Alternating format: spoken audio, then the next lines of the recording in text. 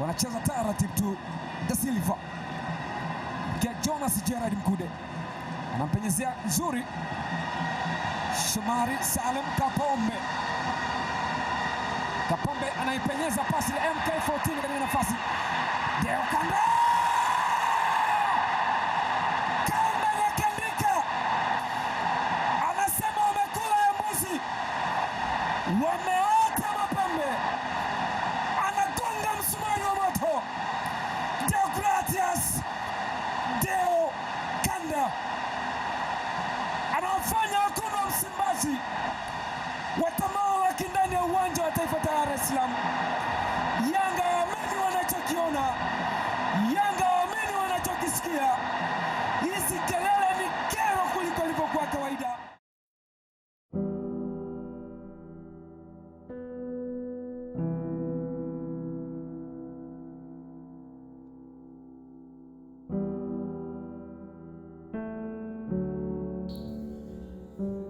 Bonjour à tous, je m'appelle Deo Gracias Kanda Amkok, communément abrégé Deo Kanda. Je suis un footballeur professionnel international congolais. Nabandi bale nangana Njili, qui est ma commune natale. Nabandi na Jeunesse Athletic Club Trésor, donc abrégé Jacques Trésor ya président Chamala na Changu. Nabandi Académie wana ti na beti na première division. Par après ni azaki détecté par ya président Lambert Osango, ou actuellement président ya AC Rangers ya Kinshasa. Indazwa kinga na Njili amemenga na DSMP. Et puis à mon arrivée na DSMP, Nazaki bien accueilli, et puis à cette époque-là, Nazaki vraiment trop jeune, je sais pas, j'avais 17 ans comme ça. Pour même diplôme d'état, Nazaki mon akati à DSMP en étant un joueur de derrière Clem Motema Pembe. Il y a besoin de diplôme d'état. On a 3 saisons par après de Mazembe. Après 3 saisons, après avoir gagné Coupe du Congo et puis un Alina Foot. Donc c'est un peu ça.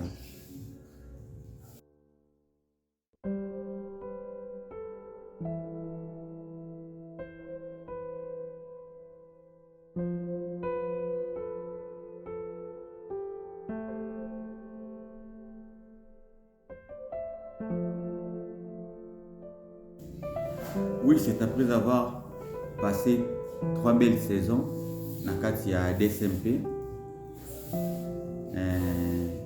Comme j'avais excellé dans saison lesquelles vraiment très kitoko, on avait été saison en Makasi 2008.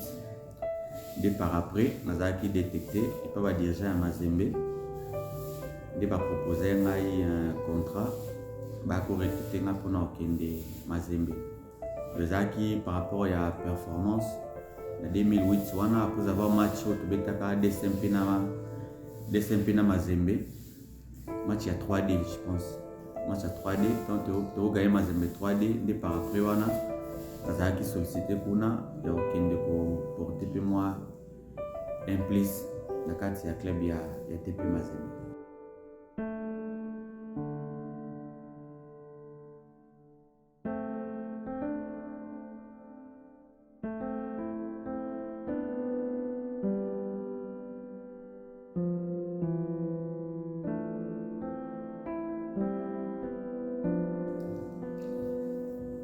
Ouais, si j'ai de bonnes souvenances, j'ai servi le TP Mazembe pendant plus ou moins 8 ans.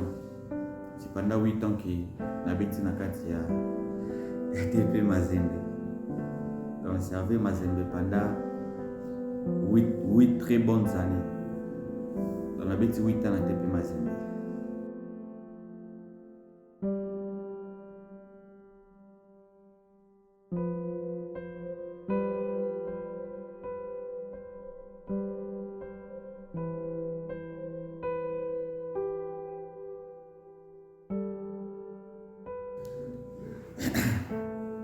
Bon, na TP Mazembe, bon souvenir est non TP Mazembe quand même, et ça là que Deo Kanda à découvrir vraie Champions League. Comprendre? Et à travers TP Mazembe, nabeti ba grand club autant son andé pour rêver dans nabeti contre ba grand club quoi. Nabeti ba Champions League, nabeti ba Coupe du Monde des clubs, na TP Mazembe et puis TP Mazembe est véhicule Kombo ya Deokanda na Congo Mobimba et puis banda ya Congo donc partout na kenda club nyonso malgré nabeti pe ba grand club mais TP Mazembe vraiment et backsapé sous implice la carrière il y a Deo Kanda.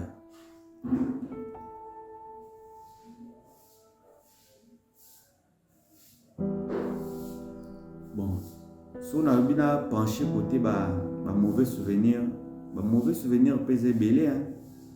Comme vous le savez toujours que si ka malamu za mabe pesa ngate, si ka mabe za bola mu pesa ngate.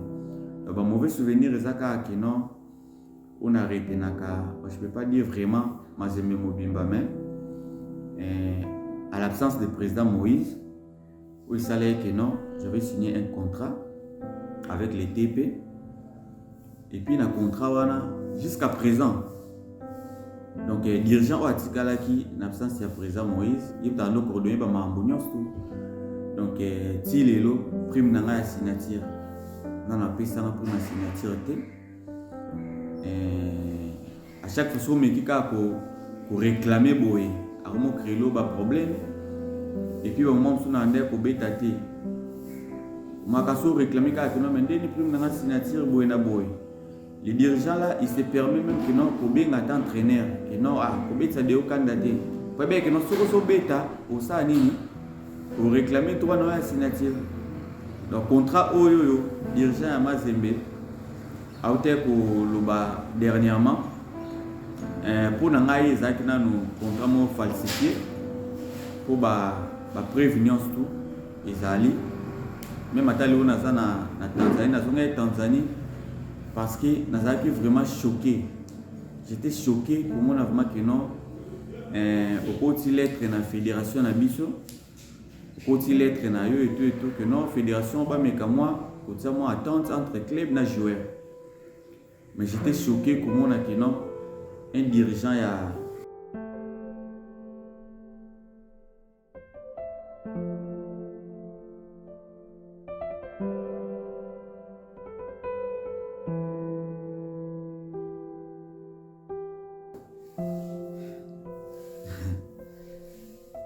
ah ben oui hein des rumeurs. Non, c'est pas des rumeurs. Et ça vraiment que non sur le plan wana mon ezaki contrat. Ezaki contrat depuis 2020 hein. Depuis 2020 na kota na mikanda na fédération OK nazana ba lettre nyonso nazana mo ba kiza pe réception. Mais jusque là eza et là on a le salemati par rapport que non noté tout à l'heure pour moi qui nazaki vraiment choqué qu'un joueur ou une fédération un joueur congolais ou une fédération na bino une fédération congolaise ou que se plaindre par rapport que nous avons mis cartel là au moment makamunde ezali ba mi corpeso directive au moment là que non ba dirigeant ata mutu moko te o que non alka azala quoi comme intermédiaire quoi mutu nyonso tu osa nini qui m'a un problème. Donc j'ai passé des moments vraiment un peu compliqués. Bien sûr que oui, ils ont un droit à signature dans l'AI. Je précise bien qu'il y a un signature moment présent moi ça libanda parce que so yemo kazalaka na Lubumbashi mais maamnyo sengo zalate. Le manager mutatikala na club papa qui tengeki kumba na contrat wana o qui a présenté ils ont ba comment dirais-je, ils ont la falsification en Kati. Ils ont la falsification. Et puis sur ce contrat, ils ont la première signature, ils ont comme $50,000. Si les lots, non, on a un moté. Je ne sais pas si le président Moïse a au courant ou bien mais je ne pense pas. Parce qu'il y a ce moment-là, le président Zakane Libanda, en exil et tout et tout. Imaginez-vous que non, quelqu'un qui équipe et de varier mais il y a un mot bondé zaka badbaluka kozwa ce qui est réel vérité ba comme ça on le voit genre le coton ma mnyostu ma dire ya club autant soit ko lo ba pour prouver un contrat na senga tam suka kino a exhiber ici ka oyo à versa première signature na ngai soit à démentir au manoloba donc ça fait mal vraiment que nous servir club et ça que nous le lobby na fait la saison autopé ça so bando réclamer boy ba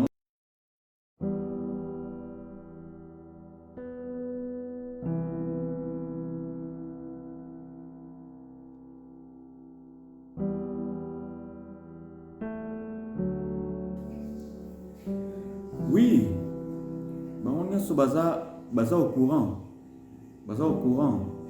donc na koika ko la président Moïse parce que azala quitté na ba moment na mais ba déjà nyonso bazana ba yebi que non contrat to signaka ezaka prima signature montant tel salaire montant tel donc on a sola na manager ya Mazembe na sola na ye et puis na kenda voir même si na fédération na biso na fekofa na kotsa ba lettre par rapport à contrat wana ndiki ke na monaki ezaki antidaté ezaki falsifié et puis na kotsa ba lettre nyonso zaki prescrit nyonso na komaki na lettre na kotsa ya fédération par rapport ya ba prima signature na ngai ndenge na zwate par rapport pe ya ba mamba ba salaire na kotsa na fédération par rapport na sens que fédération ba meka kozwa moi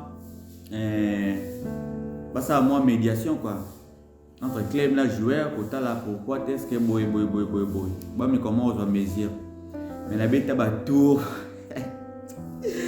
dans la bête ba tour donc tinga mo vraiment na lemba ya mo tam su kino na yiko se retrouver na bi bon na zonga na au Tanzanie à partir de Tanzanie nde na local lettre libération na FIFA donc le secrétaire ya nini ya Mazembe baza au courant par rapport ya membre ya contrat wana nyonso tout il y a même les managers de Mazembe baza na Zambie jomo na benga yebo na bengi est-ce que ba que non bo devoir ngai malgré que non bo faire souffrir nga pendant 2 saisons ou que non à l'occasion de rien bo sepela no ka bo vendre sanga na beta bale et tout mais est-ce que bo ba que non bo devoir nga na contrat on peut prima signature vous pouvez ça ata elo moti na prima signature parce que c'est ma vie c'est un contrat où ils ont signé et tout le prime dans la signature vous pouvez ça mais vous avez se permettre de bloquer à niveau fédération pour bloquer partout aussi longtemps que non même le contrat a été falsifié a vu à 4 mon téléphone bien à 3 reprises au monde donc bazako courant mais donc au benga au bakati téléphone au komela au répondre té donc voilà c'est un peu ça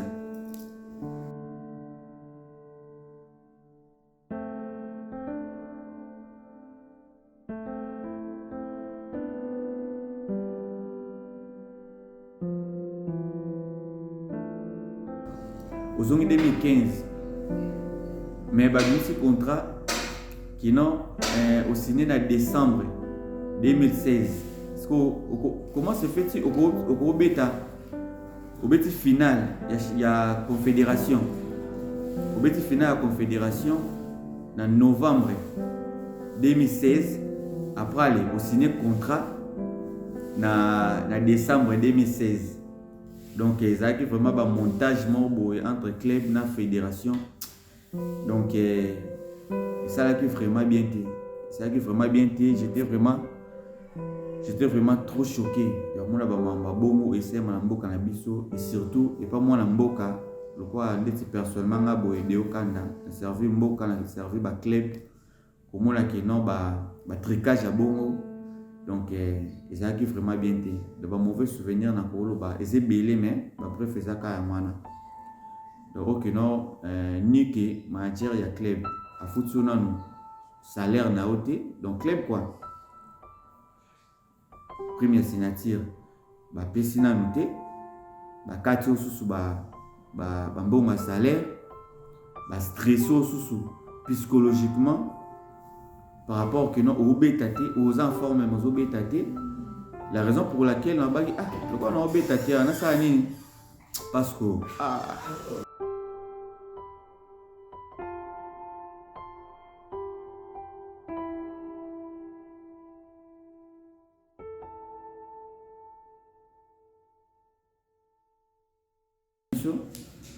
côté lettre na yo et tout que non fédération pas mais comme moi côté moi attente entre club na joueur.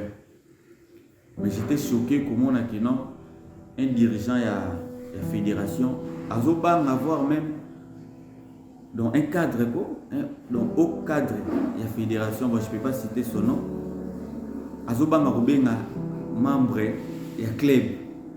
Donc j'étais choqué. Est-ce qu'à mon avis vraiment que non football na biso football congolais nzamba songa n'habite que non ba dirigeant na fédération baza mabe non, mais le problème est ça que non ba kota qui a métier trop na ba dirigeant un club.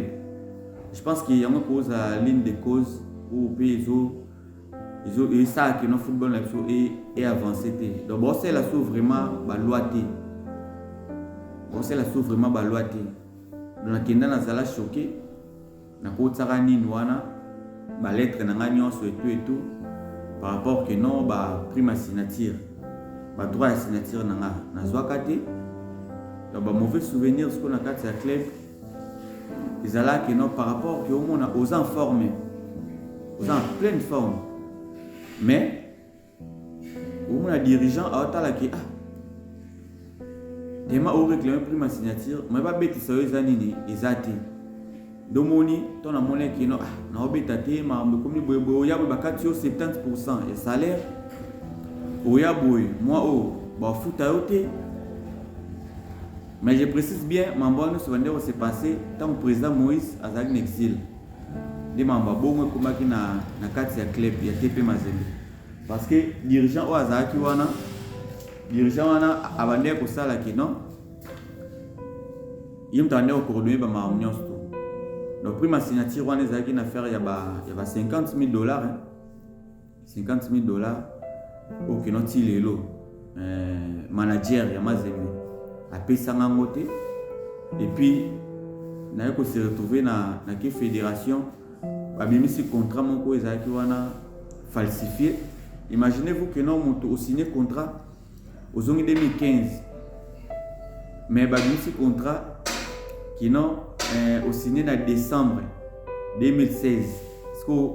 Comment se fait-il au bêta final il y a confédération au bêta final à confédération en novembre 2016 après aller au signer contrat na décembre 2016. Donc il y a vraiment un montage entre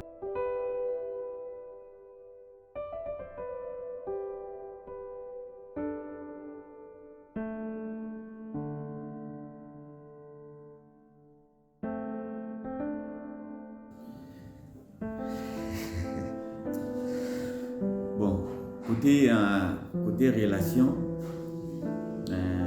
personnellement, de mon côté, Naza n'a problème de TP Mazembe. Nous avons fait une très bonne relation. Vous savez que non, après le football, il y a une autre vie. Il y a une autre vie après le football. Vraiment, de mon côté, Naza a toujours effort, nous avons une très bonne relation.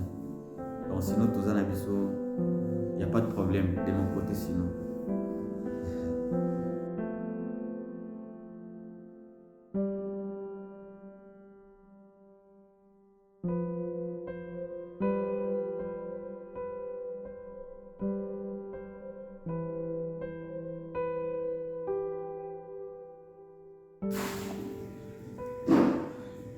Ouais, pour les moments, par rapport à ma prime à la signature, pour la signature, pour le moment, on a une idée pour saisir n'inte FIFA. Bon, on attend des voies et moyens. Il y a pour tel soit contact, na manager à Mazembe, tout secrétaire à Mazembe. Au moins, bon, c'est de la famille, hein. C'est de la famille. Donc mazemeza club na biso ya mboka les équipes oyo ki et ambanga bien tozala bien na kokemba mona na ba vitesse mo boité na mekano ko contacter bango lisusu et puis ko komela pe lisusu fédération ya biso Fekofa pour que nazala ba blo tuna ko sa ba argument nyonso quoi. Mais sur la monde cas que non moi exacté bon nous a obligé peut-être que non ko saisir FIFA. Pour saisir la FIFA, mais dans un premier temps, c'est pas vraiment mon intention. C'est mon intention que non, on a ça la requête mon boy, na la FIFA par rapport à Mazembe. Donc c'est vraiment idée na ngate. Mais sauf que nous va pousser ngai, on dit nous allons obliger. Mais pour l'instant, nous comme moi na kota na contact mon boy wana. Même ataye mo kuna ni manager ya club, na kota ne soit contact. Total c'est par rapport qui a réglé. Oui, c'est mis à régler dans le contrat. Sauf que ça limité, on dit que nous allons obliger à comme la FIFA. Donc c'est un peu ça.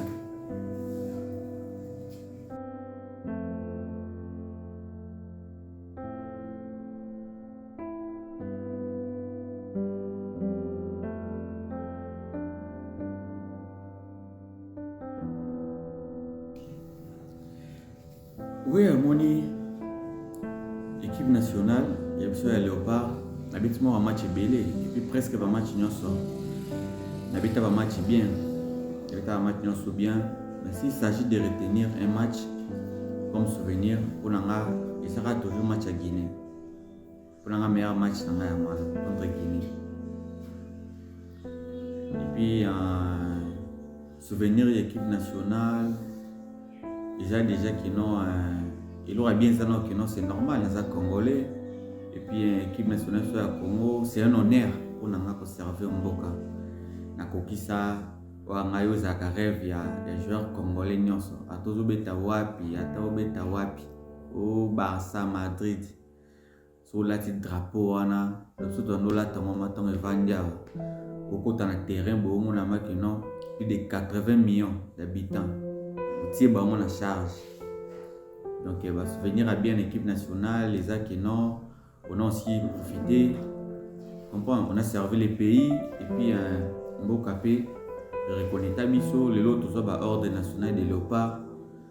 Ils ont dit que non pour vous avez qui maçon bien dit non.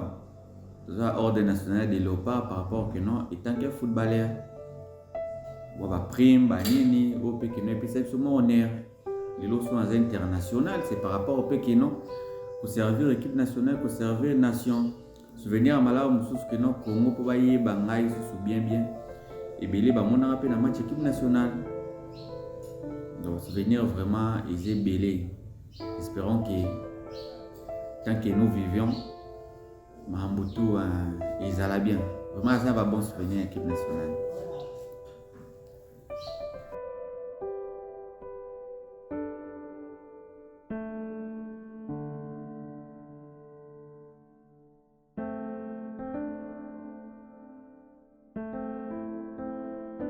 Du football congolais, je pense qu'il y a Mahambutu et Zanamo bien. C'est bien, nous avons des dirigeants capables, nous avons des dirigeants compétents, parce que Moussa Basala Rwana, donc ils ont vraiment trop mal à la tête, mais c'est tenant toujours, ils ont ça là, n'a moyen na bango, il y a ça là où ils ont possible. Ben ce que je peux peut-être qu'ils n'ont l'air reproché. Reproche dans les accords qui non, ça là un peu vraiment trop confusion entre travail, na relation fraternelle, soit relation amicale. Donc on dit que dans mon air moko, ça là que football là ils a patiné parce que dans le football il y a des lois et des règles à respecter.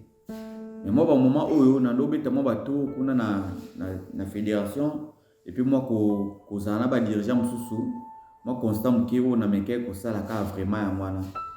On a ami, na dirigeant tel, on a secrétaire Kingani, mais ce comme il y a Moussala, on va appliquer vraiment Moussala et ils ont vraiment bien.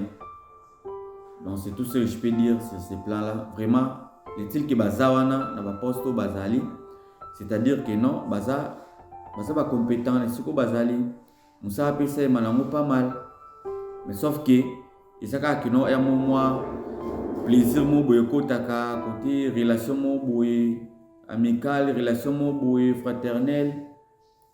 Parfois tam suspect boye connaissance, osaka elo mo boye pas se pelisa mutukingani alors que est détruire o na loi lobinde mususu ba règle lobinde mususu.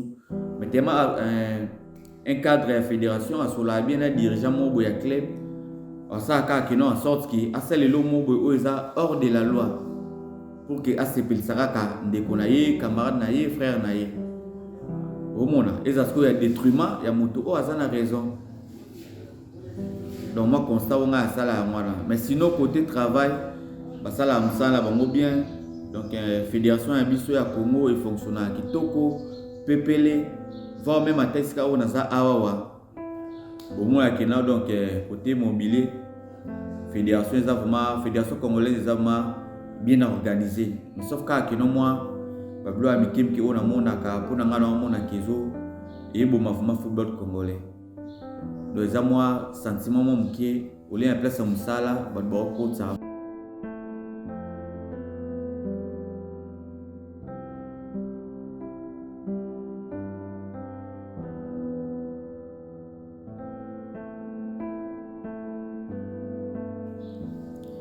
Oui, bien sûr. À propos de mon avenir, à propos de mon futur, j'envisage que non, après football, nazongela na classe. Donc, imaginez-vous que non, je suis un collégien, malgré les mains, je suis un collégien et tout, malgré ensuite un diplôme d'état. Si vous avez vraiment que après football, nazongela classe.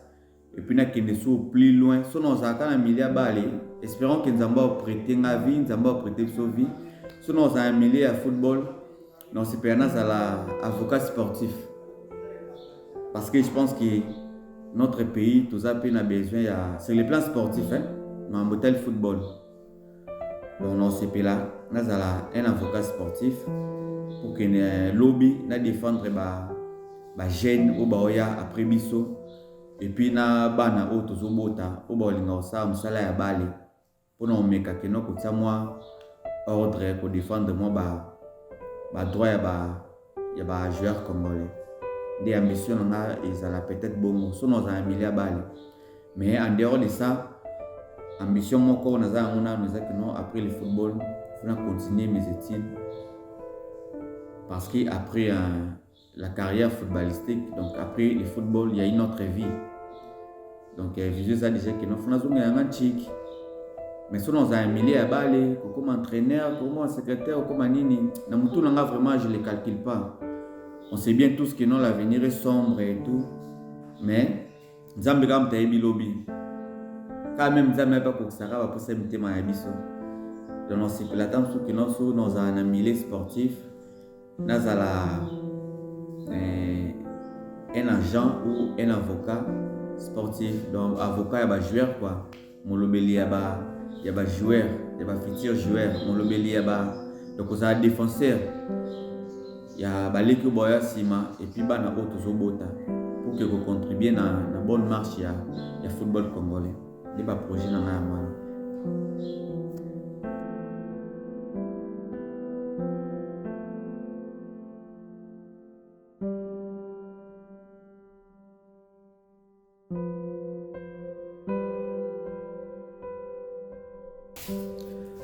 Ouais, pour na ba fanatique nyonso, public sportif nyonso ya Congo, au bébé qui de Okanda, atika bali, bon.